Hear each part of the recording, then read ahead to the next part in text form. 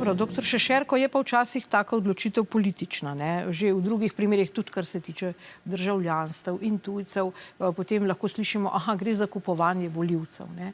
Zdaj, če je oseba politično nam simpatična, blizu, je to okej, če pa mogoče je iz Argentine, pa ni tako v redu, ali kako vi gledate na to?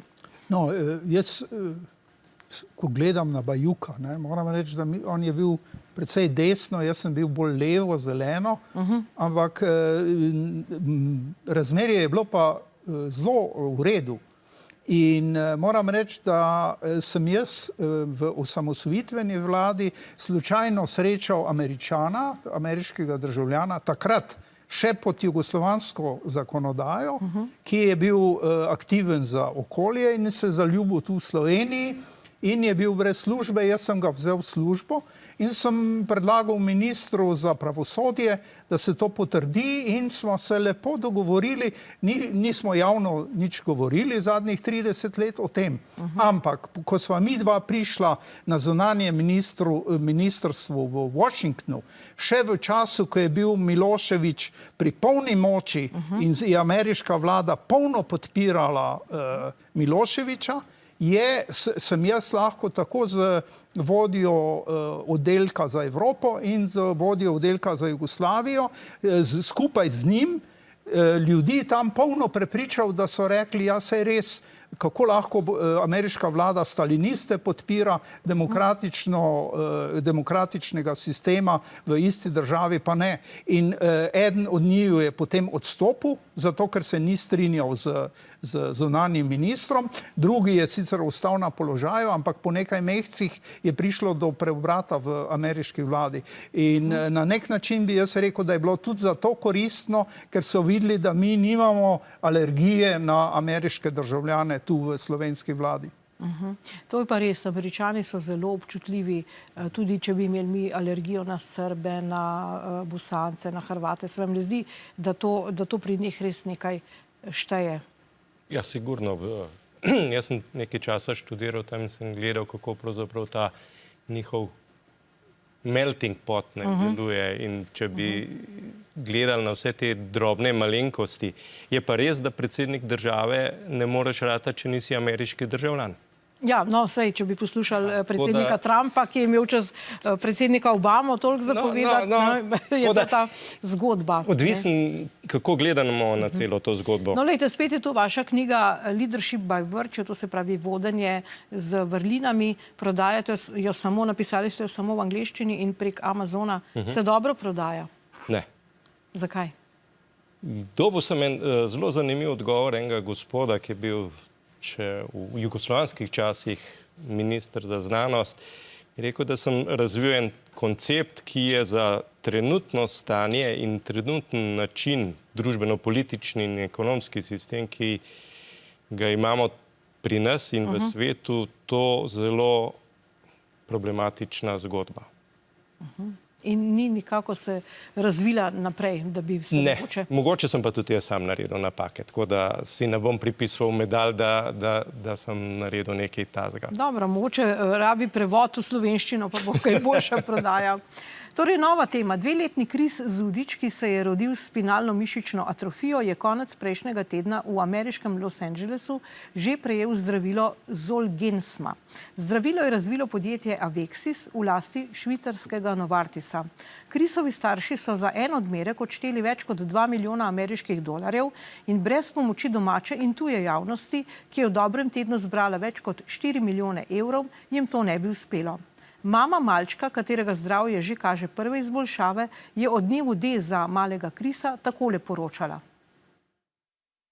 So pač neki mešani občutki, ki v bistvu so prisotni pri taki zadevi, ampak enostavno verjamemo v našega Chrisa, je res pravi borec, tako da verjamemo, da bo potekalo vse tako, kot mora. Gre za infuzijo, traja nekje par urc, po infuziji pa po Chris šel v domačo oskrbo, kjer ga bomo pač doma opazovali. I've seen patients tell us that they're noticing differences within 1 or 2 weeks. Sama infuzija zdravila načeloma ne bi smela biti problematična.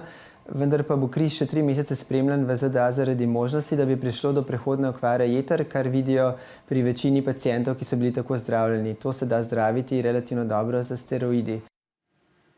No in spet smo pri Novartisu, dr. Coran. V vašem primeru je Novartis lastnik polovice patenta ali 51%, povejte nam. Ja, zdaj čisto točne pogodbe ne poznam, ne? Ja. Ampak smo nekako si delimo patent, no? Tako da vsi imamo pravico do tega, ne? Do tega izdelka, oni ga pa trenutno uporabljajo za svoje raziskave.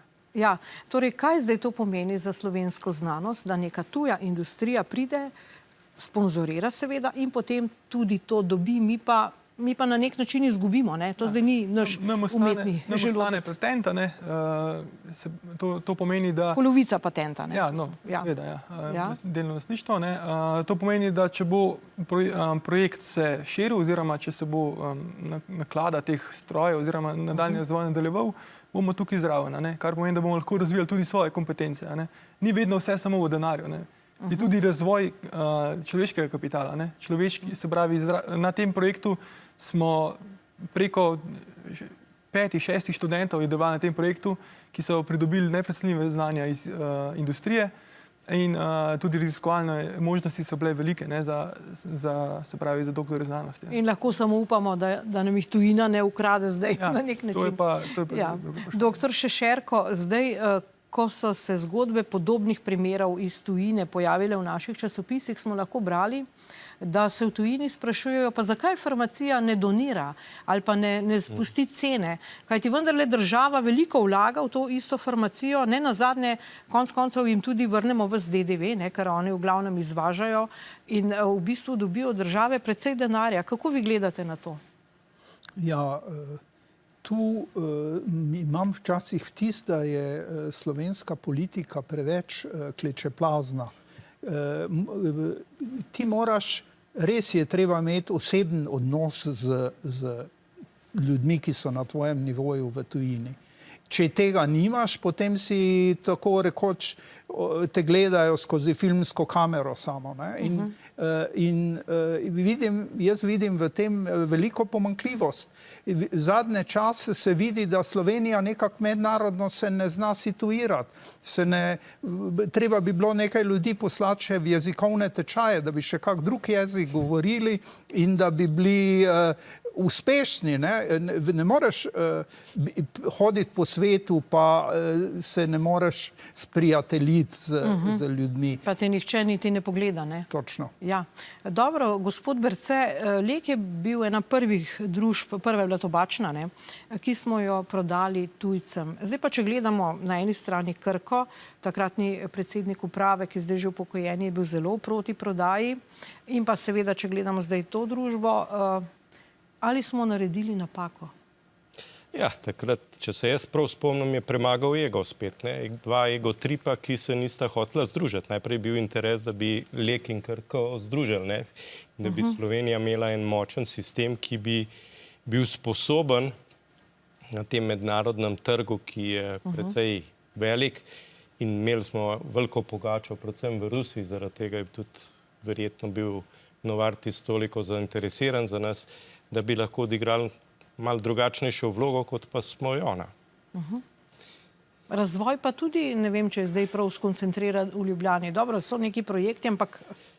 Ja, glejte, lastnik se sam odloča, kje in kaj bo delal, ne? Problem razvoja je velikrat v tem, da, to se spomnim še iz časov, ko sem sodeloval malo z gospodarsko zbornico, da je razvoj strošek, ne?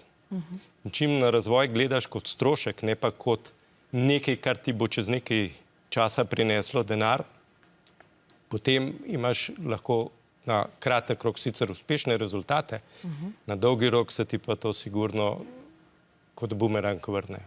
Dobro, gospa Škrabar, zdaj, če se vrnemo k Krisu, ne? Ko jaz to gledam kot mama in babica, sem vsak dan prav zelo prestrašena, kaj bo. Namreč, lejte, zdaj so neki osebni podatki nekega otroka, vsak dan na vseh televizijah, na vseh spletih, in k sreči gre zgodba v dobro smer. Mi je pa zelo hudo in ne vem, kaj bi bilo, če pa ne bi šla v dobro smer. Se mi zdi neverjetno da pravzaprav razgaljamo kot v nekem cirkusu zdaj vsak dan. To me mečken me to moti. Res, kaj vi mislite? Kot ženska recimo. No, to je stvar odločitev vsakega posameznika, tudi ne nazadnje, kako oziroma do katere meje se izpostavi. Tudi dotični primer, pač so se starši morali strinjati, pač, da zadevo spremljajo mediji in tako naprej. Je pa tako, pač živimo v družbi podatkov, revolucije, digitalizacije in z mojega aspekta pač ni informacije, ki se ne bi dala dobiti, vprašanje samo časa, interesa in denarja. Tukaj je pa potem tisto cedilo, preko katerega se prebija, ali se gre v pridobivanje določenih informacij ali ne, nasplošno govorimo. Kar se tiče Krisa, je pa še ta zgodba. Jaz se vprašam kot mama, pa nekoč upam, da tudi babica, kam zginjajo milijarde denarja in zakaj moramo mi plastične zamaške zbirati za enega ubogega otroka, da dobi zdravilo. In sprašujem se, kako državo bomo pustili svojim otrokom in vnukom in kaj bo lahko imeli dotični pač še od te države. To je tisto, kar me skrbi.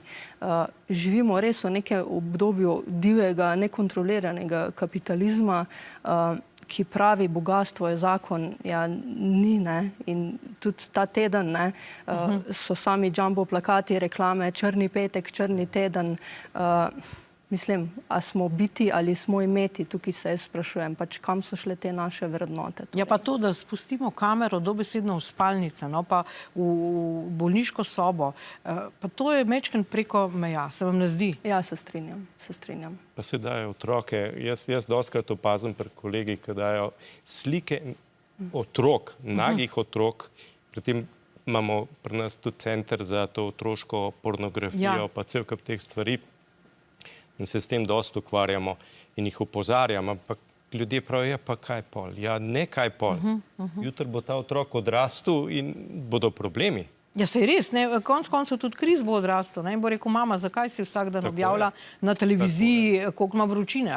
Je pa dejstvo, da ta digitalizacija pač raste takole, naš razvoj in zavedanje tega pa ne uspe temu slediti. Ampak potrebno bi bilo v tem osveščati ljudi, ker če nekomu enkrat poveš, ne bo nekako to zavestno, ampak je treba to stalno ponavljati.